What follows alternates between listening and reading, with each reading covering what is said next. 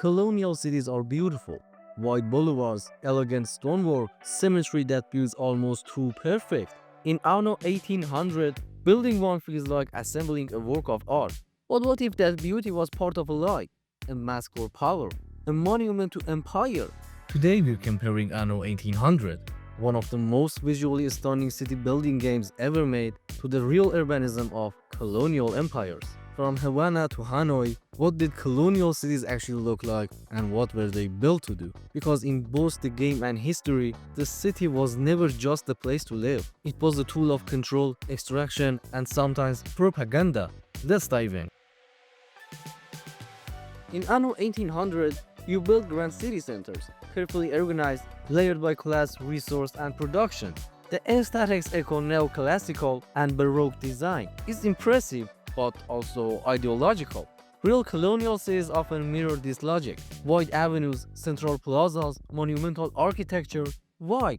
To project order, legitimacy, superiority. Think of French Algiers or British-built New Delhi. They weren't just functional, they were state sets designed to impress both local and rival empires.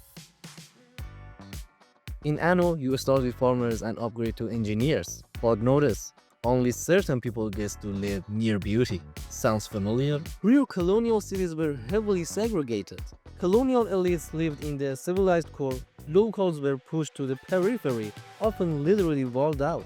Urban infrastructure like ports, rail, and police stations wasn't built for everyone. It served trade, extraction, and control. This wasn't a bug, it was the design. In Dakar, the European quarter had sanitation, street lighting, and gardens. The rest of the city, dirt roads and none of the above. In Anno, the grid helps you optimize flow. But in colonial planning, the grid often served another purpose: surveillance and military control. Straight lines equals easy through movement. No winding alleys equals fewer hiding places. It's part of what James C. Scott called seeing like a state, making a city legible so it can be governed, taxed, and controlled. Makes you wonder how much of your modern city still follows that logic, right? All right, I get it. Why do so many colonial cities have grand boulevards? Because they weren't just streets, they were symbols. They cut through indigenous settlements, erasing older patterns. They connected government buildings, churches, and ports. They created visual dominance. Haussmann's Paris influenced French colonies from Morocco to Indochina. A wide street meant control and spectacle. If this kind of deep dive into games and real-world urbanism is your thing, consider subscribing. We've got more on how cities, real and virtual, shape the way we live.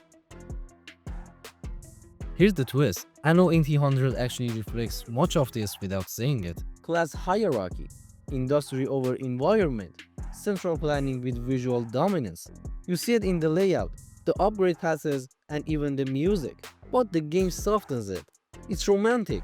No disease, no riots, no forced labor, just a perfect little empire that runs smoothly if you click fast enough. It's colonialism, but with achievements. Thank you for that. There is almost no representation of the people affected by empire. Where are the displaced communities, the resistance, the planners who resisted extractive logic? They're missing. That absence, it says something too. Even post-independence, many cities kept the colonial plan, the grid, the boulevards, the symbolic cores. Sometimes it was practical, sometimes it was legacy, but often it preserved inequality. Today's debate about decolonizing urban space comes back to these inherited logics. Who belongs in the center? Who gets served by design?